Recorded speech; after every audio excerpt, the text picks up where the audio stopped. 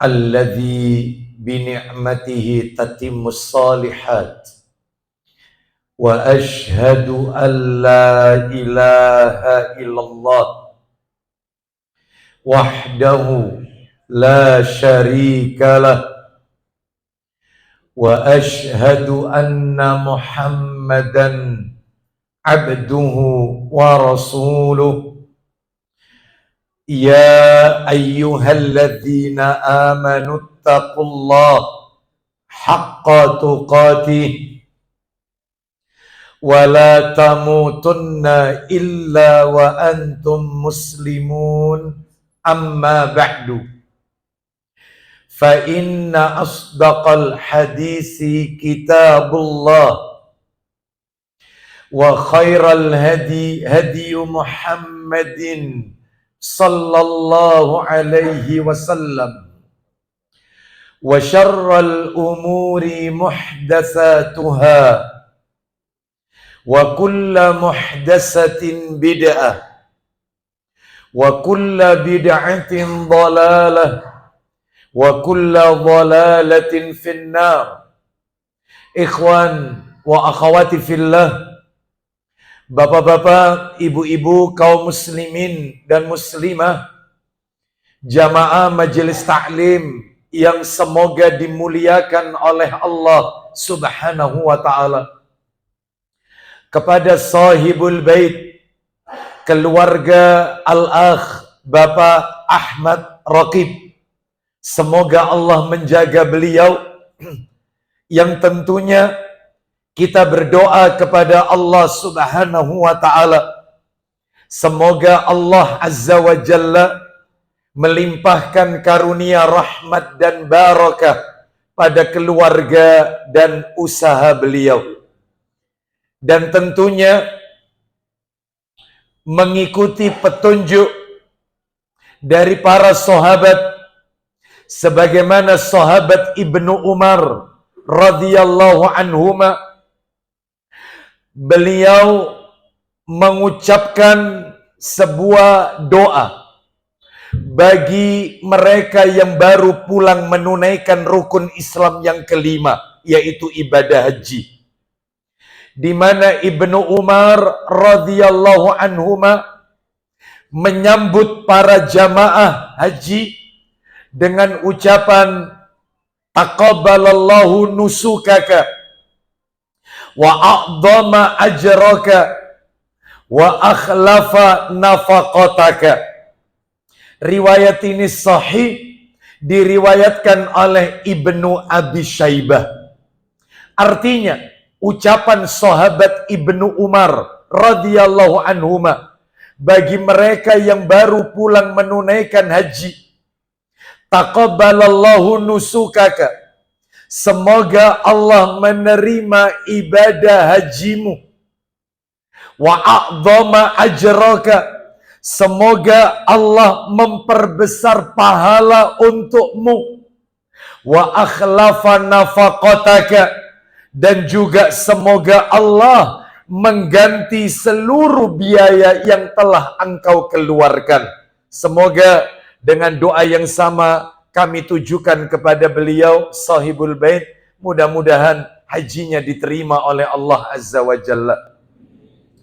Bapak Ibu kaum muslimin dan muslimah rahimani wa rahimakumullah, tidak ada kata yang patut kita ucapkan di malam hari ini selain rasa syukur kita kepada Allah Tabaraka wa Ta'ala atas segala karunia nikmat yang telah Allah berikan kepada kita, yang tentunya kita tidak akan pernah mampu, tidak akan pernah bisa menghitung-hitung nikmat tersebut. Sebagaimana Allah Azza wa Jalla menegaskan dalam ayatnya di surat An-Nahl, surat yang ke-16, ayat yang ke-18, wa in ta'uddu ni'matallahi la tuhsuha, dan jika kalian menghitung-hitung nikmat Allah, maka kalian tidak akan pernah bisa, tidak akan pernah mampu untuk menghitung-hitungnya. Bapak Ibu sekalian, kita tidak diperintah oleh Allah untuk menghitung-hitung nikmat, tetapi kita diperintah oleh Allah untuk mensyukuri nikmat-nikmat tersebut. Allah berfirman di dalam ayatnya di surat Al-Baqarah, surat yang kedua, ayatnya ayat yang ke-152. Ayat ini tadi dibaca bagi Bapak Ibu yang tadi sholat isyaknya di Masjid Salahuddin, maka dibaca oleh imam kita tadi di rakaat yang pertama di surat Al-Baqarah di ayat yang ke-152. Fadhkuruni adzkurkum washkuruli wala takfurun. Allah berfirman, ingatlah kalian kepadaku, niscaya aku akan mengingat kalian. Bersyukurlah kalian kepadaku, dan janganlah kalian kufur, ingkar kepadaku. Dalil ini menunjukkan bukti wajib bagi kita mensyukuri nikmat-nikmat Allah Azza wa Jalla. Salah satu di antara sekian banyak kenikmatan-kenikmatan tersebut yang kita rasakan pada malam hari ini adalah nikmat sehat, nikmat diberikannya kita kemudahan, kesempatan untuk talabul ilmi, menuntut ilmu. Semestinya kajian kita berada pada Ahad pekan pertama. Insya Allah untuk berikutnya, jika ditakdirkan kita bertemu di majelis ini di kediaman Al-Akh Bapak Ahmad Raqib hafizahullah ta'ala, maka kita bertemu di Ahad pekan pertama Ba'da Isya. Namun khusus untuk di bulan ini karena satu dan lain hal, sehingga dimajukan di Jumat pekan pertama. Adapun topik yang akan kita angkat ke permukaan pada malam hari ini adalah sebuah topik yang tidak insidentil. Artinya materi kita berkesinambungan merujuk kepada sebuah kitab. Dan kitab yang menjadi modul rujukan kita sebulan sekali ini di Ahad pekan pertama nantinya adalah kitab yang ditulis oleh Syekh Abdul Malik Mujahid hafizahullah ta'ala, yaitu kitab yang berjudul Mi'ata Hadisin Mukhtaratin Lirrasulillahi Sallallahu Alaihi Wasallam, yang sudah diterjemahkan. Qadarullah tadi kitabnya tertinggal, sudah diterjemahkan ke dalam bahasa Indonesia dengan terjemahan 200 petuah emas dari Rasulullah Sallallahu Alaihi Wasallam. Jadi Bapak Ibu sekalian, isi di kitab itu adalah hadis-hadis Rasulullah Sallallahu Alaihi Wasallam. Yang menarik Bapak Ibu dari buku tersebut adalah hadis-hadis yang dicantumkan, yang dipaparkan di dalam buku tersebut adalah hadis-hadis Nabi yang pendek. Harapan si penulis, muallif, Syekh Abdul Malik Mujahid hafizahullah ta'ala adalah agar kaum muslimin bisa menghafalkannya. Kenapa? Karena Nabi Sallallahu Alaihi Wasallam memiliki salah satu keistimewaan dari sekian banyak mukjizat-mukjizat yang Allah berikan kepada beliau Sallallahu Alaihi Wasallam. Bahkan ada satu buku judulnya 100 Mukjizat Rasulullah. Yang paling besar Al-Quran. Nah, salah satunya adalah Nabi diberi mukjizat oleh Allah Jawami'ul Kalim. Apa itu Jawami'ul Kalim? Ucapan Rasul yang singkat, yang pendek tapi berbobot. Makanya itu tertuang dalam hadis Nabi di buku yang kita bahas rutin nantinya. Jadi hadis-hadis Nabi yang pendek, yang singkat tapi maknanya yaitu penuh dengan syarat, maknanya mendalam, maknanya berbobot. Bapak Ibu kaum muslimin dan muslimah rahimani wa rahimakumullah, sebelum kita masuk isi satu persatu hadis yang ada dalam buku tersebut, malam hari ini kita lebih banyak berbicara muqaddimah dari buku itu.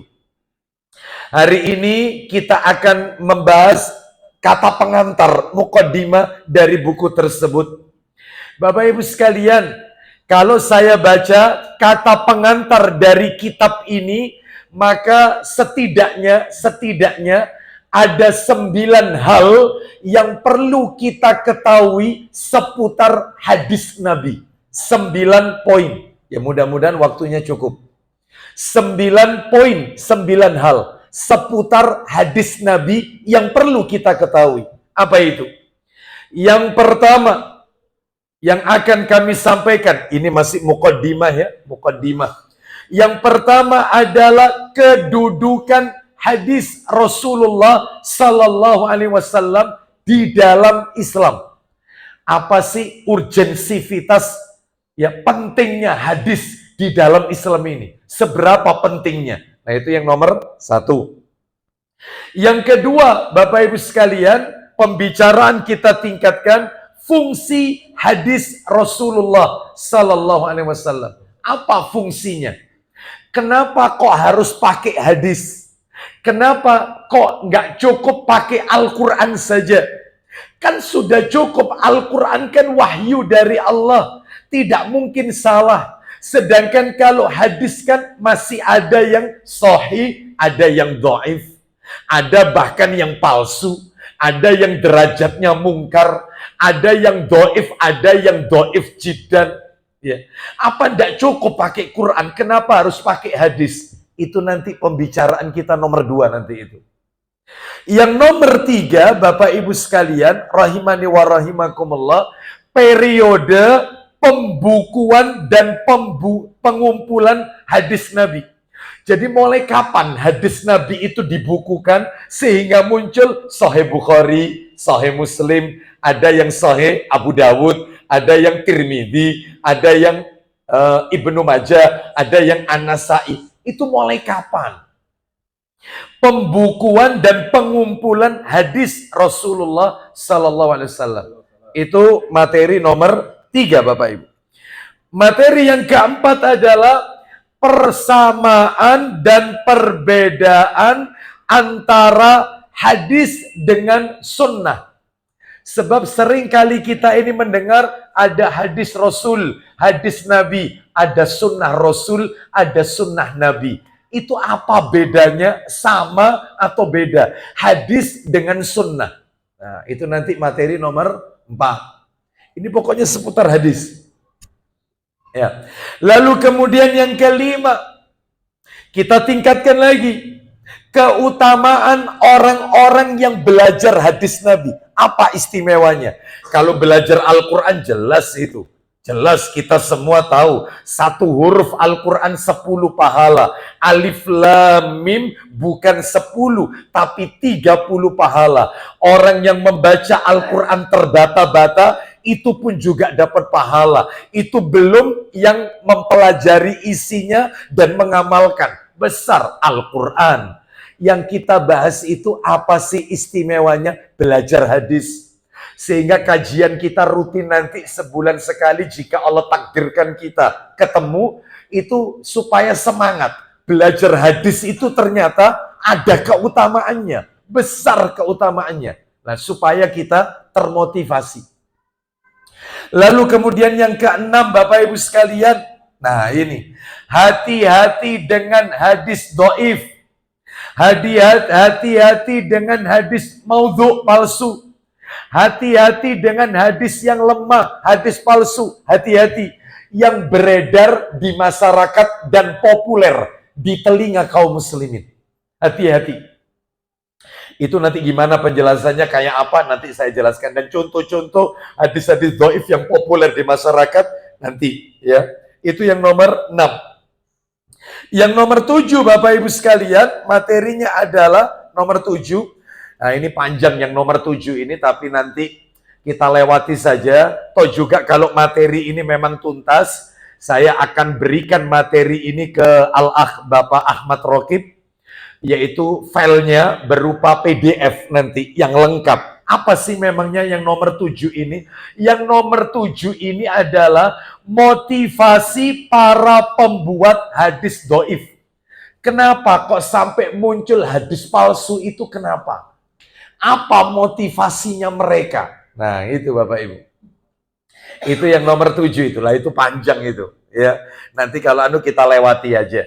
Lalu kemudian yang nomor 8, Bapak Ibu sekalian, nomor 8, ini juga panjang. Kita lewati aja nanti, nomor 8. Apa itu yang nomor 8? Hadis dhaif, ya, atau hadis lemah, bolehkah dijadikan sebagai sandaran hukum? Nah itu. Apa boleh orang itu beramal memakai hadis dhaif? Jadi dia beribadah, beramal, dasarnya hadis yang lemah. Apakah boleh dijadikan sandaran hukum? Nah, atau apakah boleh dijadikan fadhail a'mal?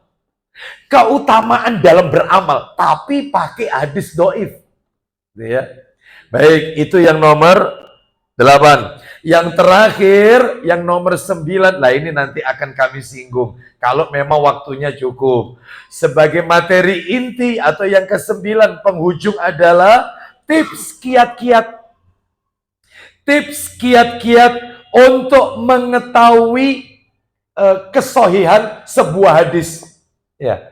Jadi Bapak Ibu sekalian kan kadang-kadang itu tidak tahu hadis yang kita terima di media sosial ini riwayatnya sahih atau dhaif, itu kan tidak tahu. Ternyata hadis itu dhaif, lalu kita sebarkan ke grup yang kita kelola dan kita jadi adminnya. Itu kalau jumlah grup itu 200 orang, kalau yang kita share itu hadis palsu, hadis dhaif, maka hari itu juga kita dosa 200. Kalau salah satu dari 200 orang itu punya grup lagi, di-share lagi, nambah lagi dosanya. Itulah yang disebut dengan dosa jariah. Nah, jadi kalau kita mendapatkan artikel di media sosial, entah itu WA, entah itu IG dan seterusnya, maka bagaimana cara ngeceknya supaya bisa kita kirimkan ke grup yang lain supaya kita juga dapat pahala. Itu bagaimana cara mengetahuinya? Ini sahih ataukah dhaif? Baik, Bapak Ibu sekalian, rahimani wa rahimakumullah. Jadi ada berapa poin tadi yang akan kita bahas? 9 totalnya ya. Ini masih kita muqaddimah dari kitab yang kita bahas, yaitu kitab Mi'ata Hadisin Mukhtaratin Lirrasuli Sallallahu Alaihi Wasallam. Baik, kita bahas dulu yang pertama, Bapak Ibu. Ini masih muqaddimah, belum masuk isi kitabnya. Yang pertama adalah kedudukan hadis Rasulullah Sallallahu Alaihi Wasallam di dalam Islam.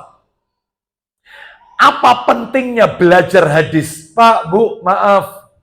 Perlu diketahui, di dalam Islam ini ada 2 sumber hukum yang tidak bisa dipisahkan. Bahkan Rasulullah Sallallahu Alaihi Wasallam 14 abad yang silam di sebuah tempat namanya Namira, ketika Nabi melakukan Hajjatul Wada, haji perpisahan, haji terakhir. Karena Nabi itu seumur hidup haji cuma sekali, Bapak Ibu. Umrohnya 4 kali. Seumur hidup Nabi haji sekali, umrohnya 4 kali. Makanya kalau ada di antara jamaah yang mereka menunaikan umroh dulu baru haji, sah. Karena Nabi SAW umrah 4 kali, haji sekali. Baik, saya lanjutkan ya. Maka di satu tempat namanya Namira, Nabi SAW memberikan wasiat kepada para sahabat. Apa isi wasiatnya? Nabi SAW memberitahukan kepada umatnya, termasuk kita sampai yaumul kiamah, tentang dua sumber hukum Islam yang tidak boleh ditinggalkan. Bahkan Nabi mengatakan siapa yang berpegang kepada dua sumber hukum Islam ini, maka dia tidak akan pernah tersesat untuk selamanya. Di mana itu dalilnya? Coba minta tolong dibuka Sahih Targhib wa Tarhib jilid 1. Hadisnya nomor 40, Sahih Targhib wa Tarhib nomor 40. Riwayatnya Al-Hakim dari sahabat Ibnu Abbas radhiyallahu anhuma, dia berkata, Nabi sallallahu alaihi wasallam bersabda, "Inni qad taraktu fikum ma ini tasamtum bihi falan tadillu abadan, kitaballahi wa sunnatan nabiyhi sallallahu alaihi wasallam." Jelas sekali. Silakan dibaca. Nomor 40, silakan. Dari Ibnu Abbas.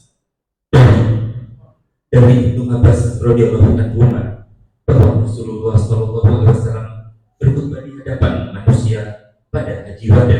Haji Wada, terus. Beliau bersabda. Apa kata Nabi berkhutbah di hadapan manusia? Muncul pertanyaan dalam hati. Memangnya yang ikut haji pada waktu itu berapa orang, Ustaz, bersama Nabi? Para sahabat yang ikut haji bersama Rasul. Kalau saya baca di dalam kitab Siyar A'lam An-Nubala yang ditulis oleh Imam Adz-Dzahabi rahimahullah, maka para sahabat waktu itu Bapak Ibu sekalian yang ikut bersama Nabi tidak kurang dari 100.000 orang. Loh, itu Nabi menyampaikan itu seluruh manusia dengar. Iya, dengar. Tanpa pengeras suara. Nah, tidak ada mic, tidak ada sound system.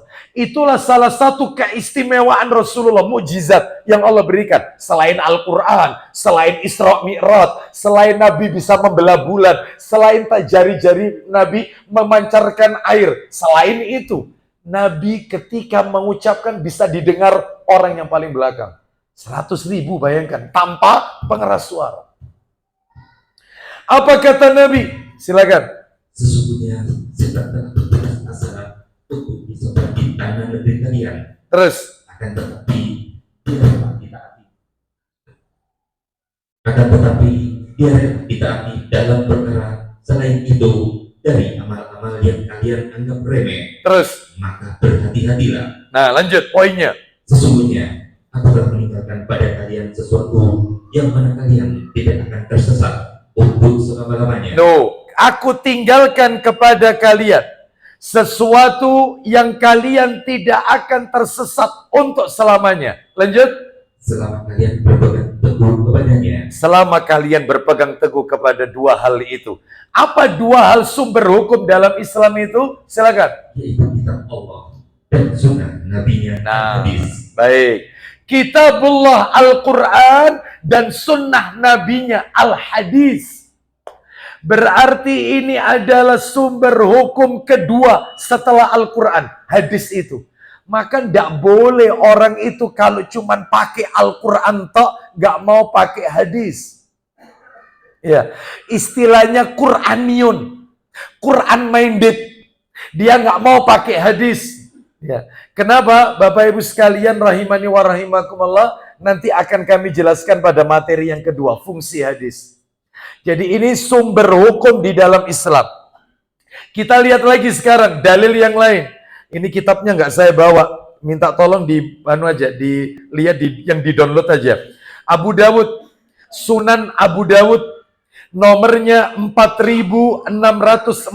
Abu Dawud 4604 dari sahabat Miqdam bin Ma'di Karib radhiyallahu an. Rasulullah sallallahu alaihi wasallam bersabda, "Ala inni utitul kitaba wa mislahu ma'ahu." Atau kama qala Nabi sallallahu alaihi wasallam. Silakan. Dari Al-Miqdam bin Ma'di Karib radhiyallahu an, dari Rasulullah sallallahu alaihi wasallam, beliau bersabda. Apa isi sabdanya? Ketahuilah, sesungguhnya aku diberi Al-Quran dan yang semisal bersamanya As-Sunnah. Nah, aku diberi Al-Quran dan yang semisal seperti Al-Quran, yaitu As-Sunnah. Berarti sumber hukum di dalam Islam ada dua, Al-Quran dan As-Sunnah. Pak, Bu, mohon maaf, semua kelompok pakai dua dalil ini. Semua kelompok pakai dua dalil ini. Bapak Ibu, mohon maaf ini, yang suka ngebom sana, ngebom sini, ya, mereka yang suka melakukan aksi-aksi bom bunuh diri, terus mereka yang mengkafirkan kita karena kita bukan kelompoknya, lantaran kita tidak baiat kepada pemimpinnya. Mereka yang kalau kita sholat di masjidnya, kita dianggap najis, sehingga masjidnya harus dipel. Ya, apakah mereka tidak punya dalil? Dalil punya. Semua kelompok punya dalil. Hatta Syiah punya dalil. Hatta Ahmadiyah punya dalil. LDII punya dalil. NII punya dalil. Semua kelompok punya dalil. Bawa Quran, bawa hadis. Mereka yang suka ngebom sana, ngebom sini, mereka ayat Quran dikemukakan, bawa juga hadis Nabi. Masalahnya kan bukan dalil ini masalahnya. Masalahnya itu adalah bagaimana kita memahami dalil Al-Quran dan As-Sunnah itu dengan benar.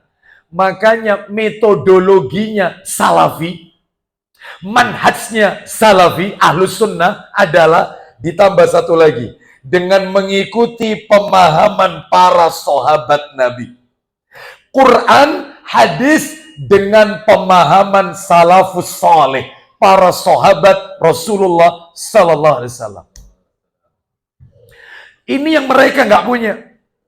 Bapak Ibu sekalian rahimani wa rahimakumullah, yang sekarang ini terjadi, yang lagi viral, ya, itu karena mereka memahami ayat Quran menurut hawa nafsunya. Mereka memahami hadis menurut sesuai kelompoknya. Mereka tidak memahami Quran dan hadis sesuai dengan pemahaman generasi terbaik pada umat ini, para sahabat ridwanullah alaihim ajmain. Muncul pertanyaan, ya, kenapa harus pakai sahabat? Ya, alasannya banyak. Kenapa harus mengikuti para sahabat? Alasannya banyak. Di antaranya adalah yang bisa kami sampaikan. Yang pertama, kenapa harus mengikuti sahabat? Karena mereka para sahabat Nabi adalah orang yang diridhoi oleh Allah Azza wa Jalla. Makanya kita ikuti jejaknya, pemikiran, pemahamannya mereka yang diridhoi oleh Allah Azza wa Jalla. Siapa? Para sahabat. Mana dalilnya? Ayo kita dengarkan ayatnya.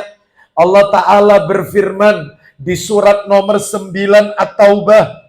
Surat nomor 9 At-Taubah, ayatnya Bapak Ibu sekalian, ayat 100. Insya Allah panjenengan ayat ini familiar di antara kita, ya. Bahkan ada sebagian kita mungkin yang sudah pada hafal. At-Taubah ayat 100. Allah berfirman. Tafadhal, silakan. Dan orang-orang yang terdahulu lagi yang pertama-tama masuk Islam. Siapa itu? Di antara orang-orang muhajirin dan ansor. Orang-orang muhajirin, sahabat Nabi yang ada di Mekah. Orang-orang ansor, sahabat Nabi yang tinggal di Madinah. Memangnya kenapa orang-orang ini? Wahai Abu Hurairah, silakan.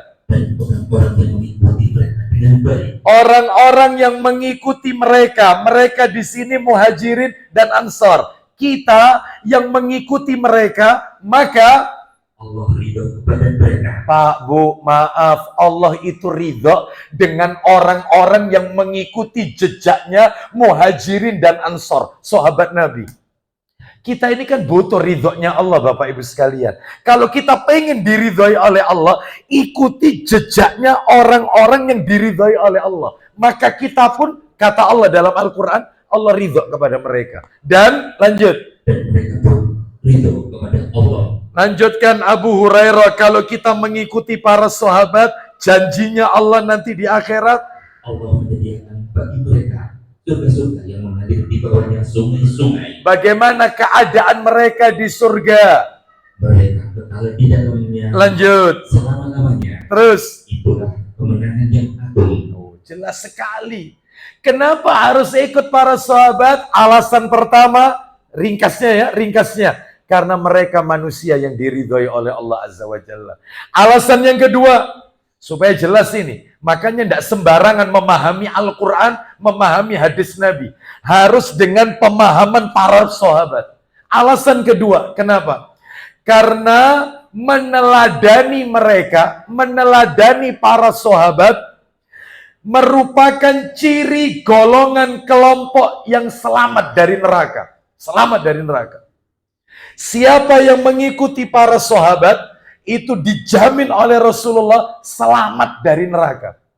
Memang ada dalilnya? Ada. Dalilnya coba dibuka yang sudah di-download saja. Saya nggak bawa kitabnya. Tirmidzi. Nomornya nomor 2641. Tirmidzi 2641. Silakan. Kita dengarkan Tirmidzi 2641. Lanjut, silakan. Abdullah bin Umar radhiyallahu anhuma. Silakan. Baca. Dari Abdullah bin Amr. Sebentar. Berapa itu nomor apa? 2641. Iya, silakan. Dari Abdullah bin Amr radhiyallahu anhu, ia berkata, Iya. Rasulullah sallallahu alaihi wasallam bersabda, Isinya, pasti akan datang kepada umatku sesuatu yang telah datang pada Bani Israel, seperti sejajarnya sandal dengan sandal. ya, baik. Kata Nabi SAW, ini tanda-tanda kiamat. Tanda-tanda kecil kiamat. Nabi mengatakan, akan datang nanti di akhir zaman, yaitu umatku mengikuti jejaknya Bani Israel. Sebagaimana sepasang sandal. Yang namanya sandal, kanan kiri. Nggak mungkin yang di depan itu maju, yang di belakang, yang satunya di belakang. Orang kalau melepas sandal mesti sejajar.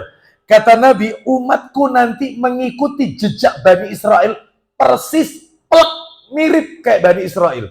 Salah satu contohnya Abu Hurairah, apa kata Rasulullah?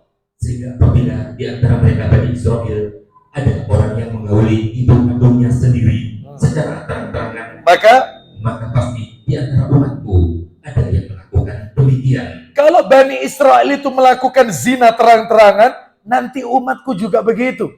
Mereka melakukan zina tanpa seperti dosa. Bahkan dengan bangga di-share, di-upload, dibagikan. Ya, di muka umum dia melakukan perbuatan zina, nggak pakai malu.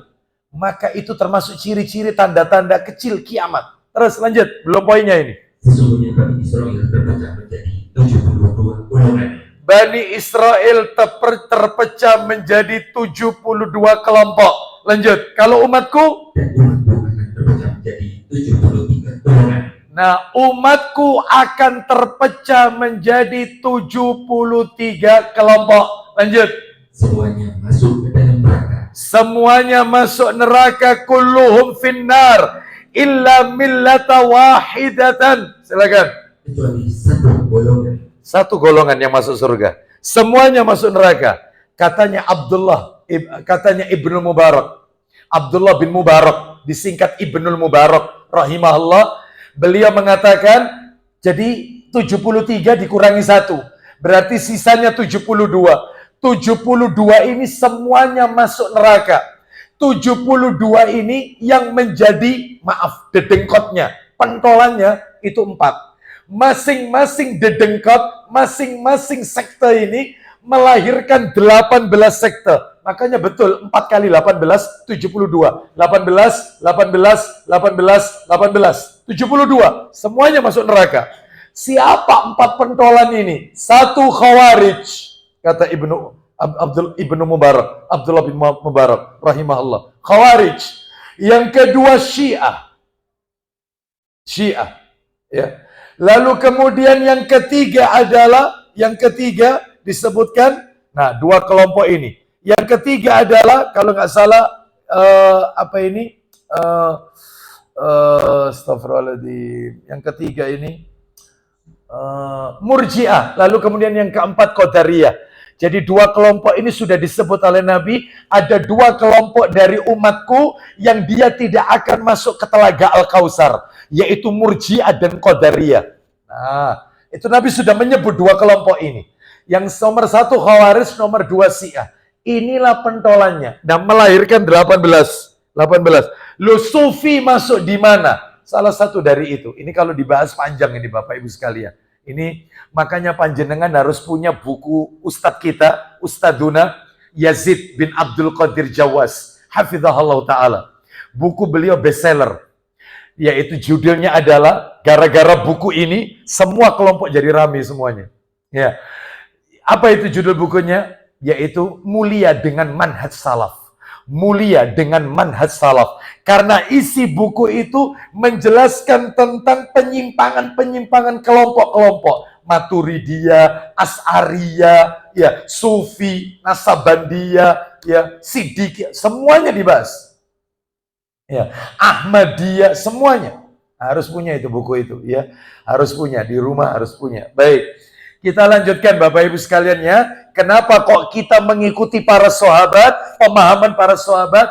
Karena mengikuti mereka selamat dari neraka. 72 golongan masuk neraka. 1 tersisa masuk surga. Qalu wa man hiya ya Rasulullah. Lanjut. Para sahabat bertanya, siapakah mereka wahai Rasulullah? Siapa golongan yang selamat itu wahai Rasulullah? Bapak Ibu tahu jawaban Nabi? Nabi menjawab, ma'ana alaihi wa ashabi. Nah, jelas sekali. Silakan. Beliau menjawab, mereka adalah golongan yang mana aku dan para sahabatku berpegang teguh padanya. Nah, mereka adalah orang-orang yang mengikuti aku dan mengikuti para sahabatku. Oh, jelas sekali. Mudah-mudahan kita termasuk hamba-hamba Allah yang Nabi sebutkan dalam hadis beliau tersebut. Ya, baik. Jadi ini golongan selamat. Baik, makanya ada buku judulnya Firqatun Najiyah. Nah, itu ya, golongan yang selamat. Itu baik. Kita lanjutkan alasan ketiga supaya jelas kenapa memahami Quran dan hadis itu kok harus pakai ditambahi pemahaman para sahabat. Jadi kesimpulannya nomor 1 tadi, mereka diridhoi oleh Allah. Yang kedua, maka kita akan selamat dari neraka. Golongan yang akan masuk surga kalau mengikuti para sahabat. Alasan ketiga sekarang. Kenapa alasannya? Yang ketiga Bapak Ibu. Yang ketiga, karena mereka adalah generasi terbaik setelah Rasulullah SAW. Generasi terbaik, generasi emas. Mereka hidup di saat wahyu turun. Mereka hidup Jibril masih turun. Mereka hidup di saat firman-firman Allah turun dari samawi. Masya Allah. Sehingga ayat turun aplikasi. Ayat turun praktek. Ayat turun. Nah terus siapa lagi yang mau kita tiru kalau tidak mereka? Karena mereka hidup di saat turunnya wahyu. Oh, jelas. Ini yang jadi yang tidak dimiliki oleh kelompok lain. Ya. Mana dalilnya? Dalilnya adalah yaitu di dalam riwayat Bukhari, Sahih Bukhari. Nomor asli boleh dibuka nomornya dalam Sahih Bukhari. Ya. Nomornya 2652. 2652 Sahih Bukhari 2652. Silakan dibaca dari Abdullah bin Mas'ud radhiyallahu anhu. Betul. Silakan. 2652 Bukhari. Silakan.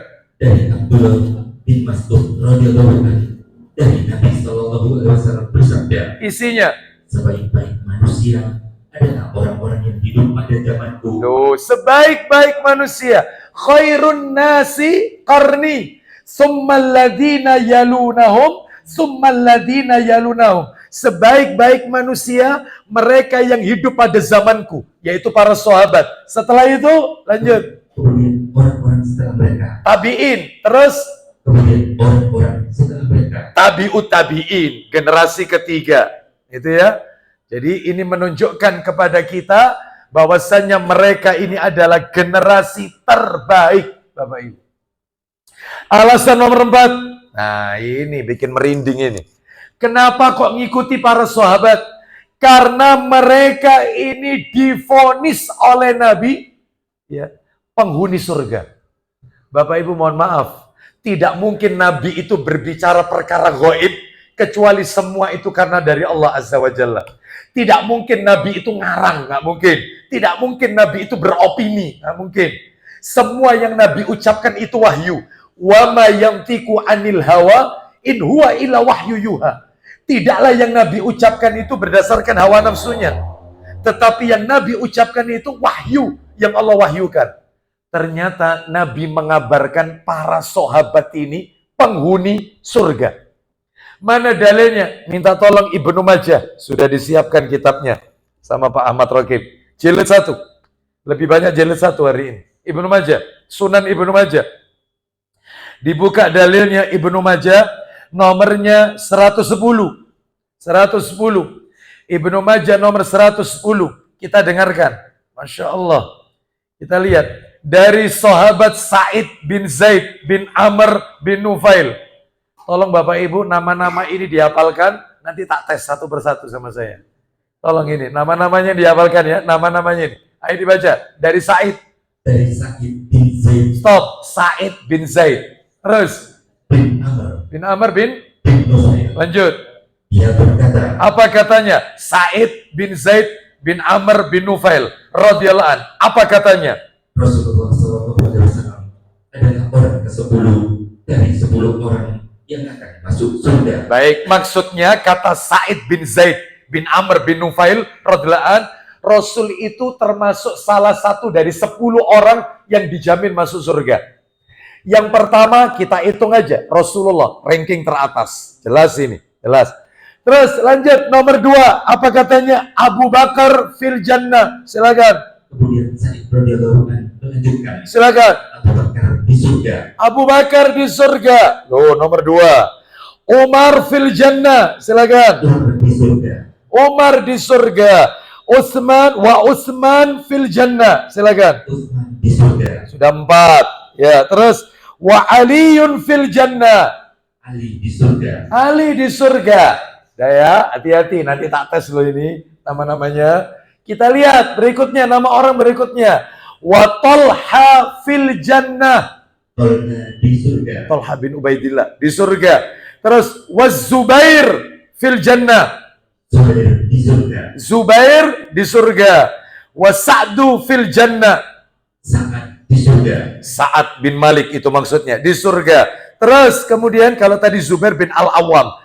Kemudian berikutnya wa Abdurrahman fil jannah. Abdurrahman di surga. Maksudnya Abdurrahman ini Abdurrahman bin Auf itu di surga. Lanjut. Dia ditanya, Ya. siapakah yang ke-9? Siapa yang nomor 9 yang kau dengar itu dari Rasulullah SAW? Maka apa kata Sa'id bin Zaid?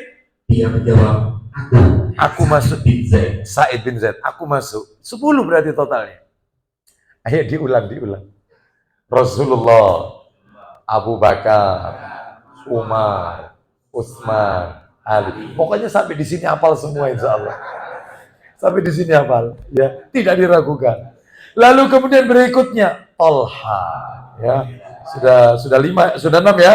Talha, terus Zubair, Sa'ad, ya, terus kemudian Abdurrahman bin Auf, terus Sa'id bin Zaid bin Amr bin Nufail. Saya tanya, Pak, yang paling pojok, peci putih. Monggo, Pak. Ya, monggo. Ya, enggak apa-apa, semampunya. Apa yang dihafal aja. 6. Ya, sebutkan 4 aja, Mas. Silakan. Nah, enak ini. Utsman, Ali. Nah, barakallahu fikum. Sisanya saya tunjuk sekarang. Jangan disebut diulang lagi yang tadi. Nah, ini yang semuanya nunduk semua. Semuanya nunduk.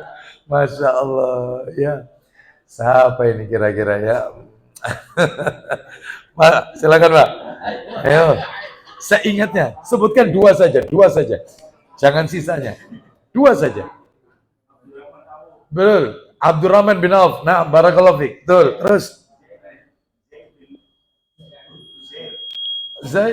Zaid bin kok Z gitu ya. Gimana ini ya? Gimana? Tolha, nah bin Ubaidillah, Tolha, betul. Ya, di surga. Sudah 2 ya. Saya tanya lagi, ini. Yang pinggir pintu, monggo, peci hitam, Bapak. Peci hitam, monggo, Pak. Hah? Oh, Ubay. Zubair. Zubair. Tadi sudah ya? Belum ya? Sudah disebut tadi sama panjenengan? Belum ya? Belum ya? Abdurrahman bin Auf tadi kan ya? Betul, 1 kurang 1, Pak. Said bin Zaid, betul. Nah, kurang 1. Sudah nomor 1 tadi. Ya. Gimana ya tadi? Ya. Sa'ad bin Malik radhiyallahu anhu. Baik. Tolong nanti disebut apa itu diapalkan. 10 orang dijamin masuk surga. Pak, Bu, kalau kita pengen masuk surga, ikutilah orang yang sudah jelas masuk ke surga. Ngapain kita itu mengikuti orang yang surganya tidak jelas? Itu loh. Yang sudah jelas saja masuk surga. Kan enak. Abu Bakar jelas masuk surga. Ikuti. Umar jelas masuk surga. Ikuti. Cara berpikirnya bagaimana. Yaitu apa ini. Menafsirkan Al-Quran dan seterusnya. Ikuti para sahabat ini. Baik. Apalagi Bapak Ibu sekalian. Adapun yang nomor 5. Alasannya. Ya betul. Alasan nomor 5 ini. Kenapa kok ngikuti para sahabat? Karena Nabi Sallallahu Alaihi Wasallam mengakui keistimewaan dan kelebihan mereka. Diakui oleh Nabi. Ternyata tiap sahabat itu punya disiplin ilmu beda-beda. Beda-beda. Dan diakui oleh Nabi. Lah ikuti. Lah orang-orang yang akan kita sebutkan ini juga tolong dihafalkan. Nanti tak tes lagi. Coba dibuka Ibnu Majah nomor 125. Ini agak banyak ini. Ibnu Majah nomor 125. Ayo, dari Anas bin Malik radhiyallahu an, dia berkata, silakan. Dari Anas bin Malik radhiyallahu an, dia berkata, ya, bahwa Rasulullah sallallahu alaihi wasallam bersabda. Perhatikan ya, pelan-pelan ya, pelan-pelan.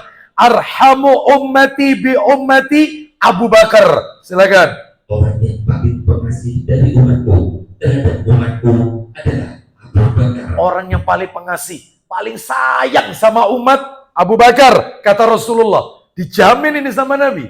Terus yang kedua, wa asyadduhum fi dinillah Umar. Silakan. Yang paling keras pembelaannya terhadap agama Allah adalah Umar. Yang paling keras membela agama Allah itu Umar. Loh, gimana ndak keras Bapak Ibu? Umar bin Khattab radhiyallahu anhu ini pernah melihat ada seseorang laki-laki memakai sarung menutupi mata kaki. Bapak Ibu tahu apa yang dilakukan oleh sahabat Umar radhiyallahu anhu? Itu kemudian dipanggil oleh sahabat Umar. Apakah kau head? Apakah kau head? Itu kalau orang sekarang digitukan, ya tersinggung.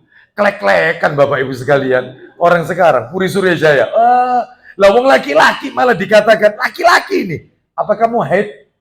Sarungnya nutupi mata kaki kan menyerupai wanita. Laki-laki itu kan harus di atas mata kaki. Karena menutupi itu dikatakan oleh Umar radhiyallahu anhu, apa kau haid? Orang ini menjawab, wahai Rasulullah, ya,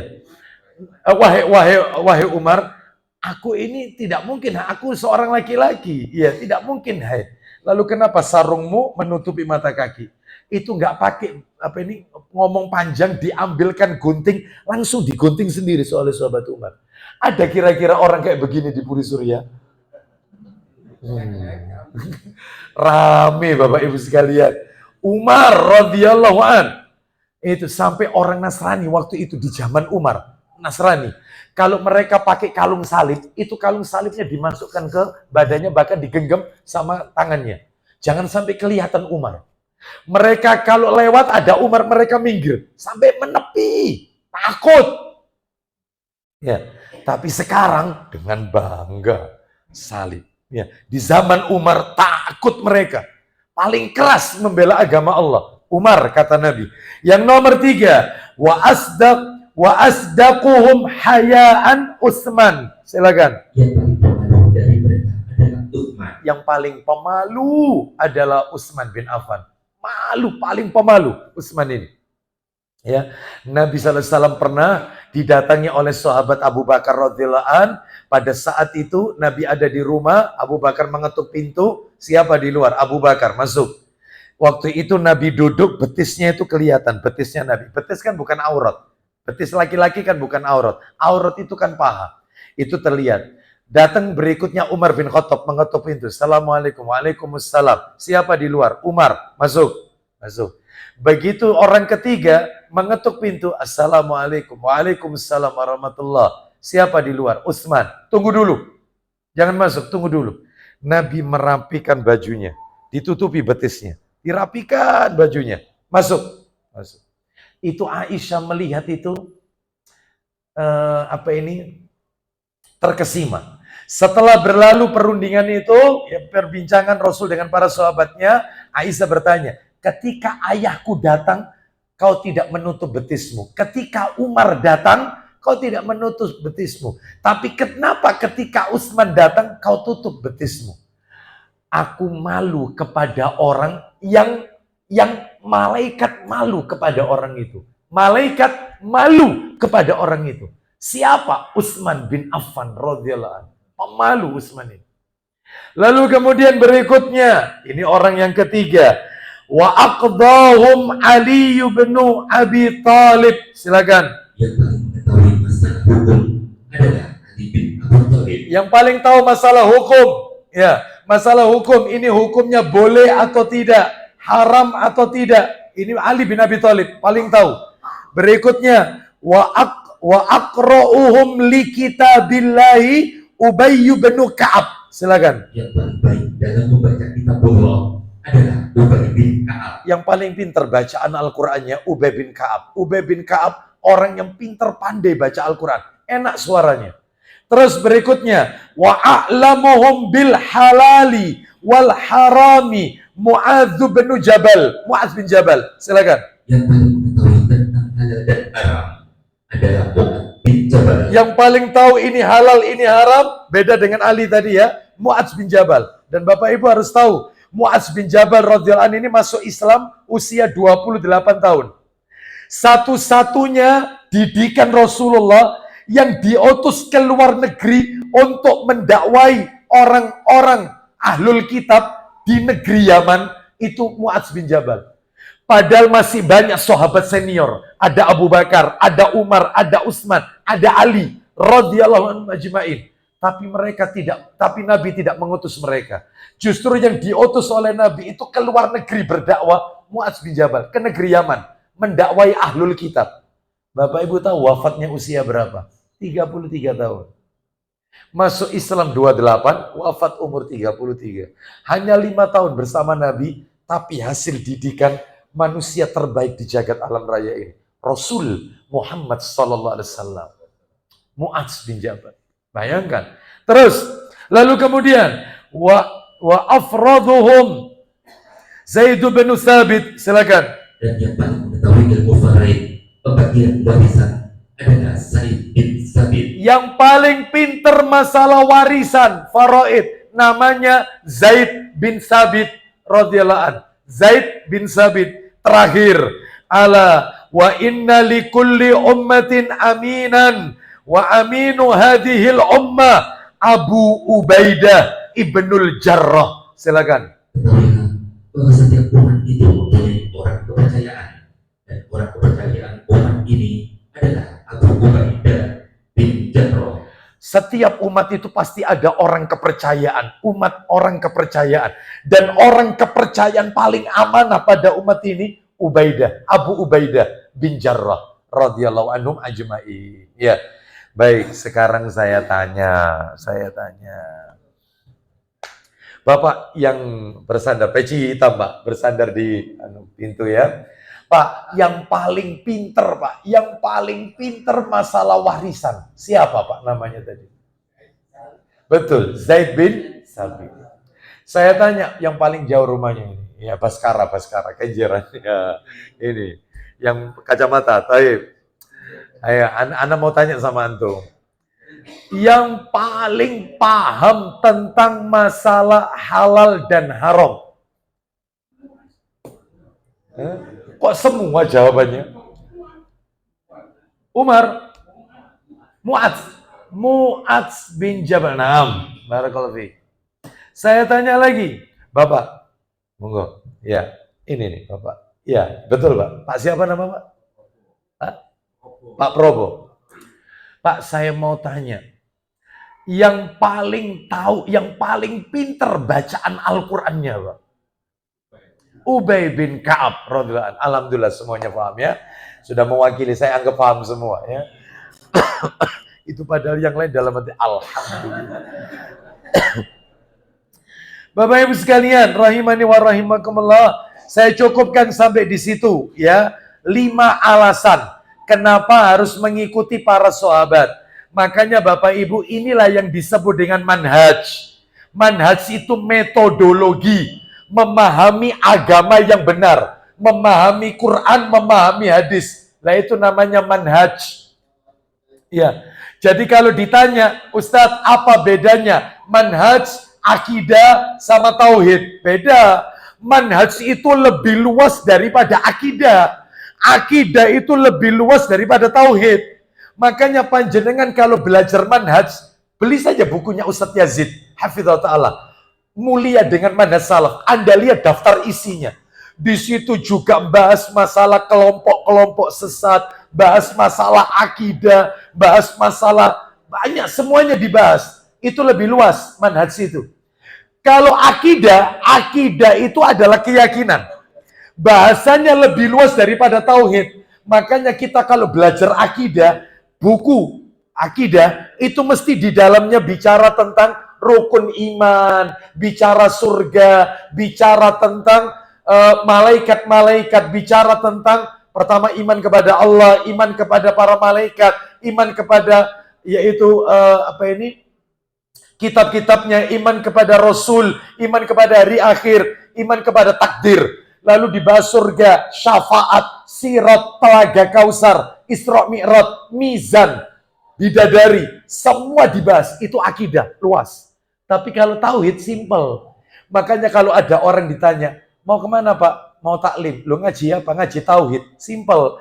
Ngaji tauhid itu isinya semua hal yang berkaitan dengan haknya Allah. Rububiyah, uluhiyah, asma wa sifat. Ya ini tak yang dibahas. Itu tauhid. Nggak bahas surga, nggak bahas neraka, nggak bahas tentang telaga, syafaat, nggak bahas. Itu bahasan akidah. Jadi akidah lebih luas lagi manhaj. Nah, itu makanya inilah yang diambil oleh manhaj Ahlussunnah wal Jamaah. Quran dan hadis itu dipahami dengan para sahabat, Bapak Ibu. Baik, kita lanjutkan. Saya kasih contoh satu sebelum kita masuk materi berikutnya.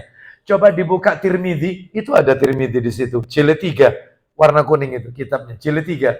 Nomornya 2952. 2952. 2952. Kalau tidak salah posisi sebelah kiri. Dari Jundub. Ya, 2952. Ya, cepat dikit Abu Hurairah. Cepat dikit, hati-hati sobek itu. 2952. Nah itu. Nah, silakan. Ayo.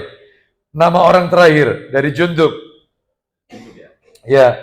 Dari Jundub bin Abdullah radhiyallahu anhu, ia berkata, Rasulullah SAW bersabda, Man qara'al Qur'ana bi ra'yihi fa asaba faqad akhta'a. Oh, jelas sekali ini. Silakan. Siapa saja yang menafsirkan Al-Qur'an. Ulang lagi. Siapa saja yang menafsirkan Al-Qur'an dengan pendapatnya sendiri. Siapa saja yang menafsirkan Al-Qur'an menurut pendapatnya sendiri dan ternyata benar, maka kata Nabi, maka dia tetap dianggap salah. Tetap dianggap salah. Menafsirkan Al-Qur'an menurut ra'yu, pendapatnya, ternyata benar. Hebat kan? Mungkin dia mengetahui uslub-uslub bahasa Arab, dia tahu tentang lughatul Arab, lisanul Arab, karena tidak sembarangan nafsirkan Quran. Ternyata benar. Hebat kan? Itu kata Rasul, coret, tetap salah.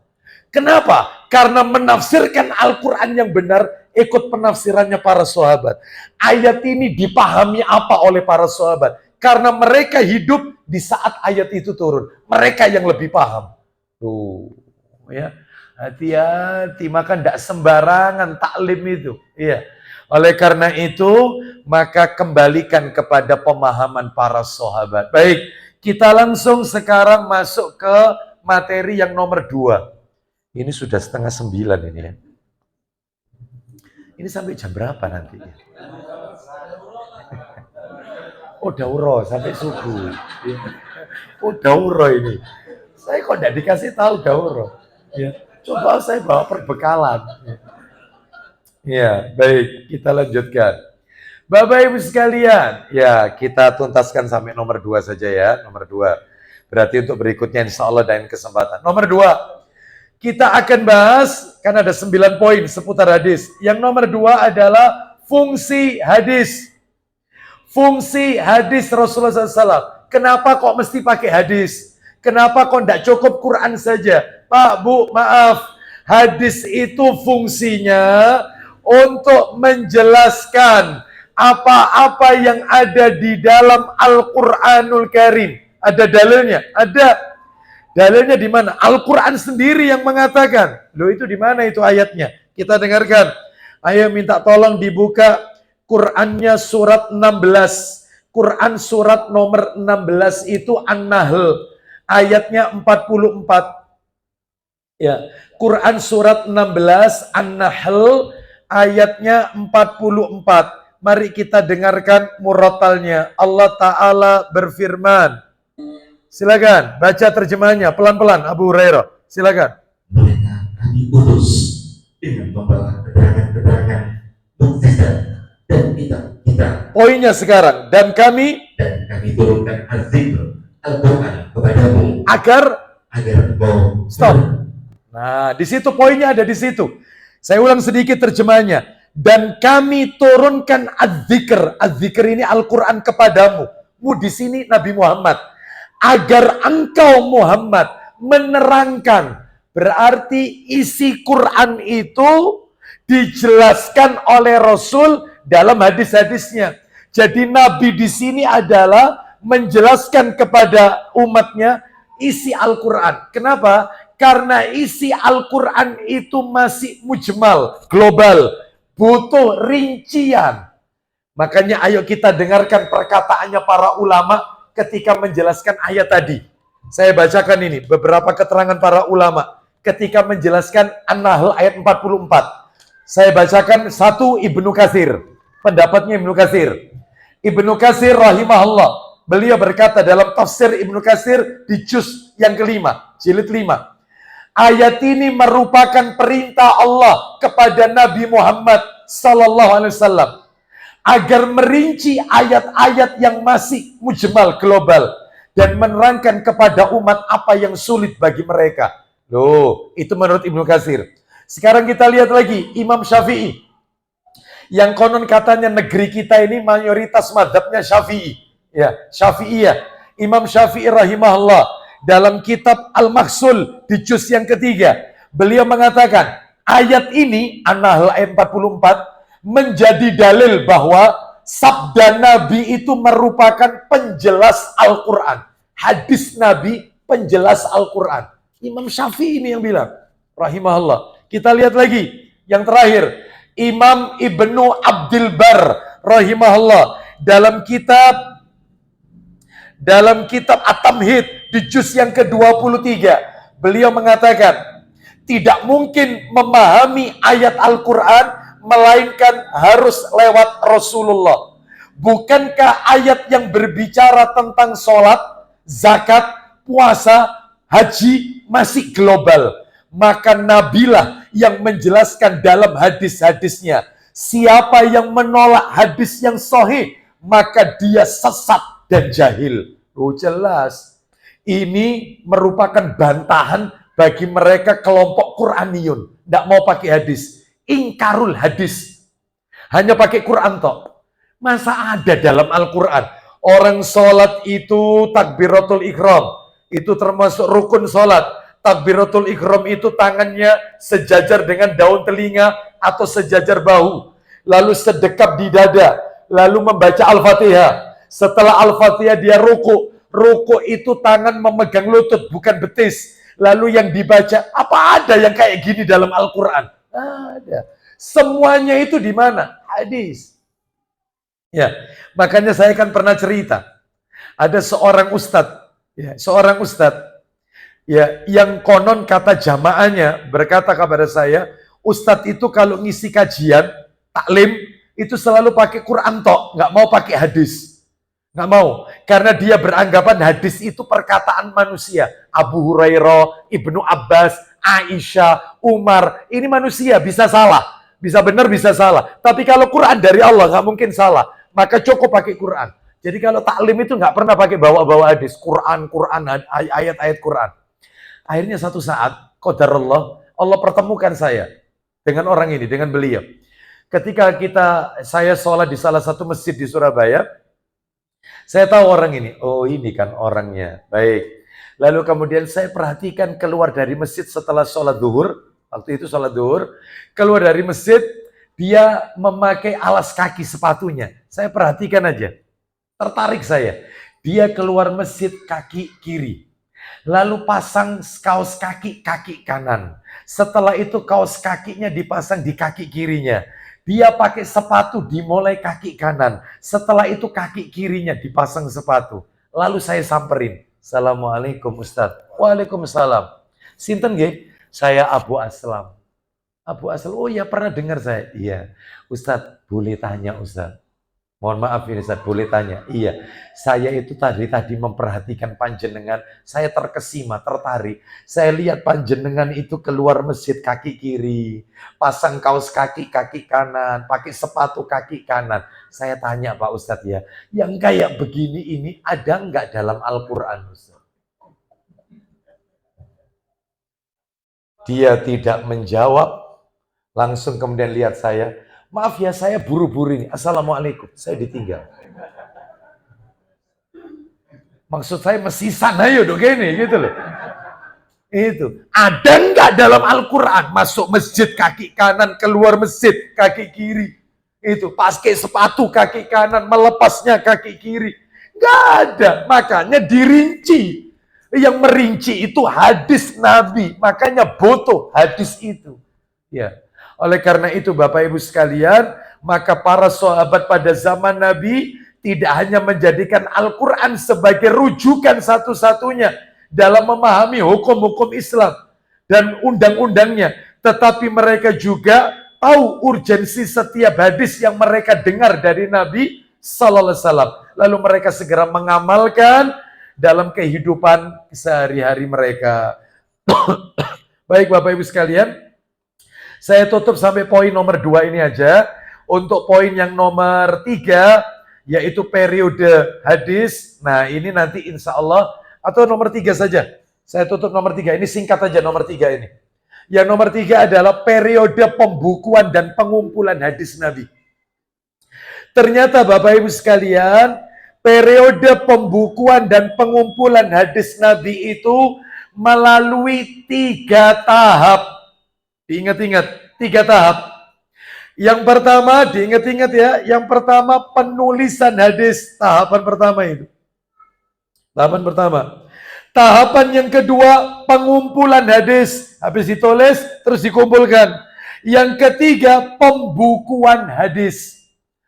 Gimana itu penjelasannya? Ringkas saja. Nomor 1, penulisan hadis. Jadi dulu di zaman Nabi, para sahabat ketika Nabi bersabda itu ditulis. Lah salah satu juru tulisnya Rasul itu namanya Abdullah bin Amr bin Al-As radhiyallahu anhuma. Coba minta tolong dibuka Abu Dawud yang sudah di-download saja. Nomor 3646, 3646, 3646. Ayo, 3646. Coba dibuka. Abu Dawud 3646. Penulisan hadis. Asli. 3646. Betul, Abdullah bin Amr bin Al-As radhiyallahu anhuma. Ayo. Dari Abdullah bin Amr bin Al-As radhiyallahu anhuma, dia berkata, ya, aku menulis segala sesuatu yang aku dengar dari Rasulullah sallallahu alaihi wasallam. Aku menulis semua yang aku dengar dari Rasulullah. Ternyata orang-orang Quraisy menegur Abdullah. Lah ini, Ini kena apa ini? Eh, melontarkan syubhat. Apa itu kata orang Quraisy? Silakan. Kemudian orang-orang Quraisy mengarangku dan mereka berkata, Apa kata orang Quraisy? apakah engkau akan menulis segala sesuatu yang kau dengar? Sementara Rasulullah SAW adalah seorang manusia yang berbicara dalam keadaan marah dan senang. No. Apakah semua itu harus kau tulis? Bukankah Nabi itu manusia biasa? Loh, digitukan. Yang terkadang kalau bicara dalam keadaan marah, terkadang dalam keadaan senang. Masa semua ditulis? Maka Abdullah bin Amr berhenti nulis hadis. Terkena syubhat orang-orang Quraisy. Lanjut. Aku pun tidak menulis lagi. Aku pun tidak nulis lagi. Lalu aku lapor kepada Rasul, tak laporkan apa yang dikatakan oleh Quraisy itu, orang-orang Quraisy. Lanjut. Kemudian hal itu aku ceritakan kepada Rasulullah SAW. Lalu apa yang Nabi lakukan? Jari telunjuknya silakan. Beliau lalu berisyarat dengan meletakkan jarinya pada mulut. Terus bersabda, lalu Nabi berkata sambil menunjukkan jari telunjuknya ke mulut Nabi sendiri. Kata Nabi, "Uktub fawalladhi nafsi biyadih ma yakhruju minhu illal haqq." Silakan.